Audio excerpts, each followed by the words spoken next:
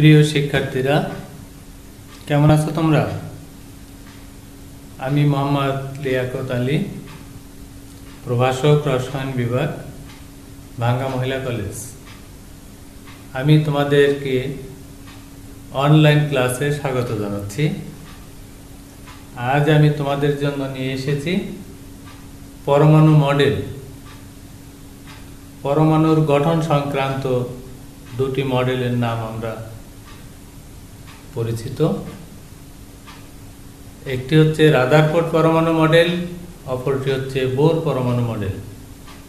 এছাড়াও পরমাণু সংক্রান্ত আরও কিছু মডেল রয়েছে, যেগুলো নিয়ে আমরা এখন আলোচনা করছি না। আমরা শুধু বোর এবং রাদারফোর্ড পরমাণু মডেল নিয়ে আলোচনা করছি। আমি প্রথমে রাদারফোর্ড পরমাণু মডেলের কথা উল্লেখ করছি। বিজ্ঞানী রাদারফোর্ড তার এই পরমাণু মডেল এর প্রস্তাব করেন তার আলফা কণা বিচ্ছুরণ পরীক্ষার মাধ্যমে। তিনি আলফা কণা বিচ্ছুরণ একটি পরীক্ষা করেছিলেন। সেই পরীক্ষা থেকে কিছু সিদ্ধান্তে উপনীত হয়েছিলেন, আর সেই সিদ্ধান্ত থেকে তিনি মূলত এই পরমাণু মডেলটি প্রদান করেন। তার পরমাণু মডেলে বলা হয়েছে পরমাণু অতি ক্ষুদ্র কণা দ্বারা গঠিত। প্রতিটি পরমাণুতে তার কেন্দ্রে একটি ধনাত্মক বস্তু থাকে, যার নাম নিউক্লিয়াস। এই নিউক্লিয়াসের ভরই পরমাণুর ভরকে বোঝায়, অথচ নিউক্লিয়াসের আকার পরমাণুর আকারের চেয়ে অনেক ক্ষুদ্র। তিনি আরো বলেন, পরমাণুর নিউক্লিয়াসে প্রোটন এবং নিউট্রন থাকবে এবং নিউক্লিয়াসের বাইরে কতগুলো অনুমোদিত কক্ষপথে ইলেকট্রন সর্বদা ঘুরতে থাকবে। তিনি আরো বলেন, পরমাণুতে প্রোটন এবং ইলেকট্রন সংখ্যা সমান, এ কারণে পরমাণু চার্জ নিরপেক্ষ হয়। এছাড়া তিনি আরো একটি স্বীকার্য উল্লেখ করেন, সেটি হচ্ছে পরমাণুতে তার নিউক্লিয়াসকে কেন্দ্র করে ইলেকট্রনগুলো যেভাবে ঘুরে, সৌরজগতে সূর্যকে কেন্দ্র করে গ্রহগুলো সেই একইভাবে ঘুরে। এ কারণে তিনি সৌরজগতের সাথে তুলনা করে তার মডেলকে সৌর মডেল হিসেবেও আখ্যায়িত করেছেন। প্রিয় শিক্ষার্থীরা, এই মডেলের এই কয়েকটি স্বীকার্যের মধ্যে আমরা ক্ষুদ্র দুটি প্রশ্নের উত্তর খুঁজে পাই। সেটি একটি প্রশ্ন হলো, পরমাণু চার্জ নিরপেক্ষ হয় কেন? এটি। দ্বিতীয় প্রশ্ন হচ্ছে, সৌর মডেল কি? তো এই দুটি প্রশ্নের উত্তর আমরা এখানে পেয়ে গেছি। এবার এই রাদারফোর্ড পরমাণু মডেলের কিছু সীমাবদ্ধতা রয়েছে, যেটি আমি সংক্ষেপে উল্লেখ করছি। রাদারফোর্ড পরমাণু মডেলে নিউক্লিয়াসের চারপাশে কতগুলো কক্ষপথে ইলেকট্রনগুলো সর্বদা ঘূর্ণনশীল অবস্থায় থাকে। এই কক্ষপথের আকার আকৃতি কিরূপ, সেই সম্পর্কে কোনো ধারণা দেওয়া হয়নি। দ্বিতীয়ত, পরমাণুতে বর্ণালী সৃষ্টি হয়, কিন্তু এই বর্ণালী সম্পর্কে কোনো ধারণা রাদারফোর্ড পরমাণু মডেলে নেই। তৃতীয়ত, ইলেকট্রন বিভিন্ন কক্ষপথে ঘুরে এক কক্ষপথ থেকে অন্য কক্ষপথে ইলেকট্রন কিভাবে যাবে, কিভাবে আসবে, সে সম্পর্কে কোনো ধারণা দেওয়া হয়নি। সবচেয়ে গুরুত্বপূর্ণ একটা সীমাবদ্ধতা, সেটি হচ্ছে বিজ্ঞানী ম্যাক্সওয়েলের মতে রাদারফোর্ড পরমাণু মডেলকে যে সৌর মডেল বলা হয়েছে, এখানেই তিনি বলেছেন যে সৌরজগতে সূর্যকে কেন্দ্র করে গ্রহগুলো ঘুরছে, এই গ্রহগুলো নিরপেক্ষ, চার্জ নিরপেক্ষ। কিন্তু রাদারফোর্ড পরমাণু মডেলে নিউক্লিয়াসকে কেন্দ্র করে যে ইলেকট্রনগুলো ঘুরছে, সেই ইলেকট্রনগুলো ঋণাত্মক চার্জধর্মী। সুতরাং চার্জহীন একটা বস্তুর সাথে চার্জযুক্ত একটা বস্তু কণার তুলনা যথার্থ নয়।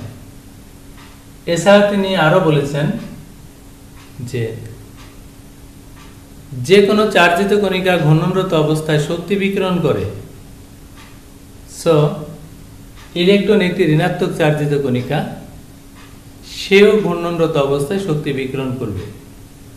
আর শক্তি বিকিরণ করলে কণাটি দুর্বল হয়ে পড়বে এবং ঘুরতে ঘুরতে এক সময় সে নিউক্লিয়াসে পতিত হবে, যেটি আমরা এমন দেখতে পারি।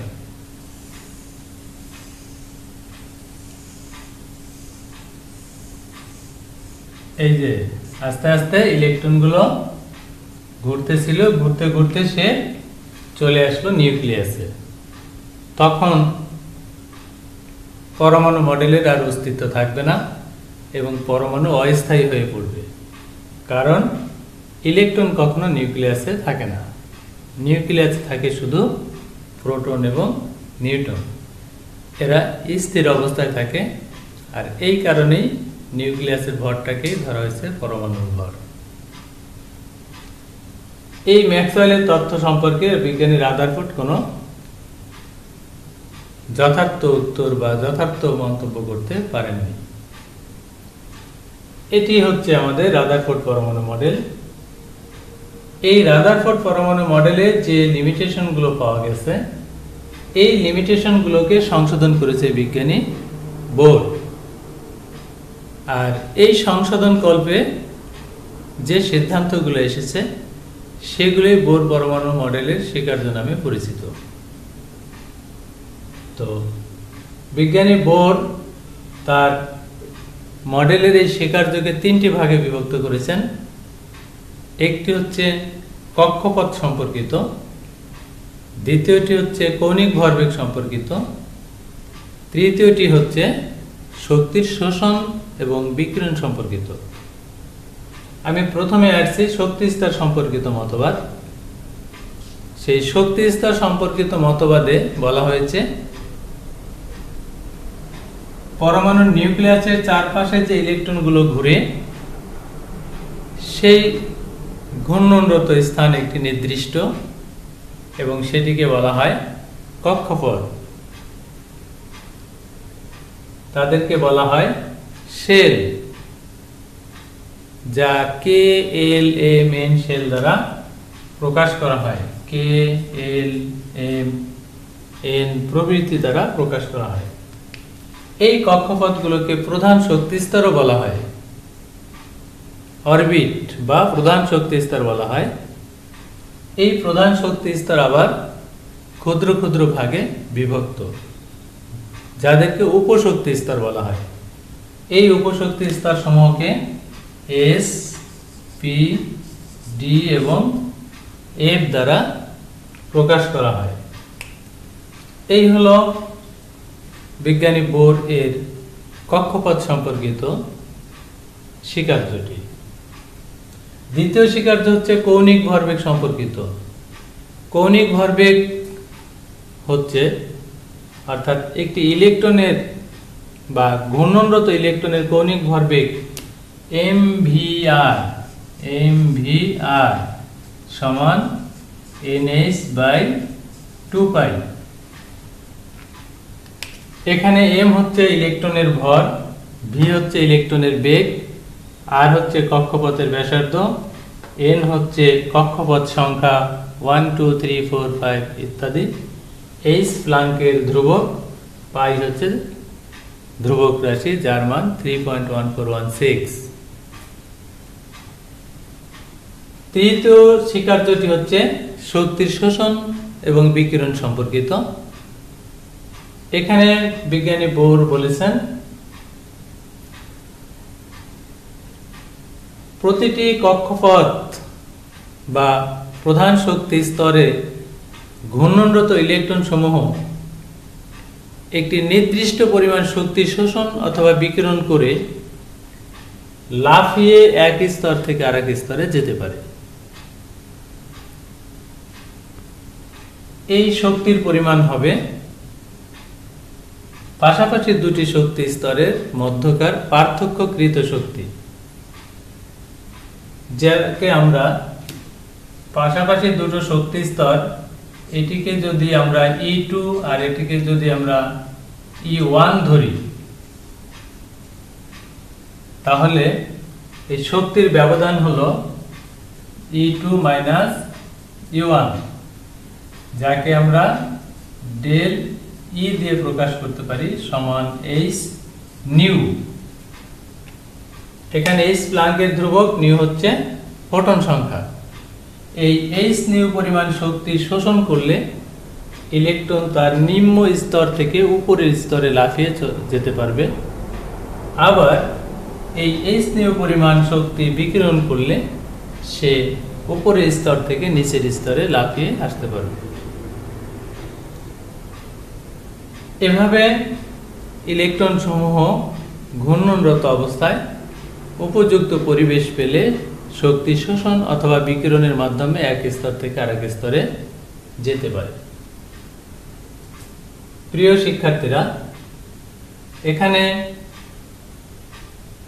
রাদারফোর্ড পরমাণু মডেল এবং বোর পরমাণু মডেল দুটো আমরা শুনলাম।